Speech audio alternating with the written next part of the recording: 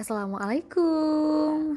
Aku ada tulisan bagus nih dari Risalah Amar tentang gaji ideal calon suami.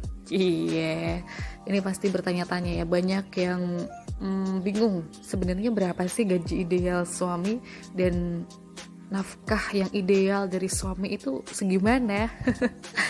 Tapi boleh nggak sih sebenarnya masang nominal di awal? Misal, saya mau gaji suami saya tuh sekian. Iya, ternyata nggak ada juga ulama yang melarang.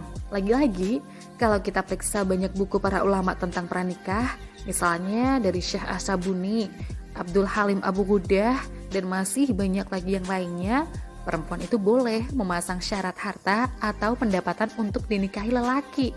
Tapi, jadi salah dan norak kalau jadi menjelek-jelekan orang yang tak punya gaji sesuai keinginan kamu. Atau bahkan seakan-akan perempuan yang tidak permasalahkan gaji suami itu nggak realistis. Nggak gitu juga ya. Ini semua murni masalah selera dan kebutuhan hidup masing-masing. Ada yang bahagia dengan suami pedagang kecil, tapi dia jujur dan selalu di rumah.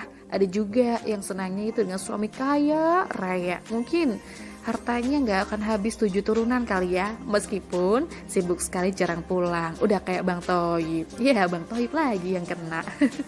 Gak banyak rumah tangga yang benar-benar bahagia dengan nominal gaji suami sekian. Malahan, rata-rata setelah menikah mereka nggak mentingin itu. Kejujuran, lembutan, kesalehan, dan bahkan jauhnya si lelaki dari selingkuh, itu yang dirindukan semua rumah tangga. Betul apa betul? Betul dong. Cari lelaki itu awalnya dari perangai, dari kesalihan, dari hal-hal yang selama ini mendatangkan kebahagiaan secara primer, bukan kebahagiaan palsu ala gaji dan harta. Gak bagus juga kalau kalian deklarasi itu di ruang publik, seakan-akan harus, pasti lelaki harus punya gaji sekian buat nikahin semua perempuan.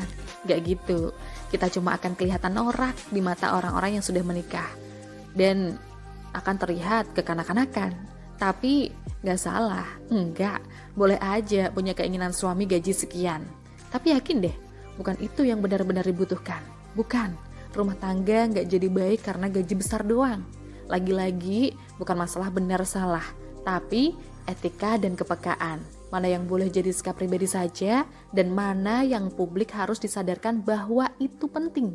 Persis kasusnya seperti kemolekan tubuh perempuan yang jelas jadi isu penting bagi laki-laki. Tapi, apakah jadi benar dan etis kalau ada sebuah utas yang menekankan bahwa harus putih, tinggi, mancung, bla bla bla and the bla. Cukup jadi hasrat dan keinginan pribadi saja. Jadi, let it flow, slow aja ya. Ngaji, belajar tauhid, belajar fikih munakahat. Banyak kok sekarang tuh ulama sudah buka kelas atau bahkan ngisi di kelas orang lain. So, ikutlah. Jangan andelin kutip-kutip Twitter atau cek kolom komentar buat cari inspirasi pernikahan. Pernikahan itu kalau pakai ilmu, insya Allah bakal adem-adem aja. Stop lihat rumah tangga orang lain dan banding-bandingkan diri. Stop ngimpi, bangun, kerja. So, good luck. Barakallah.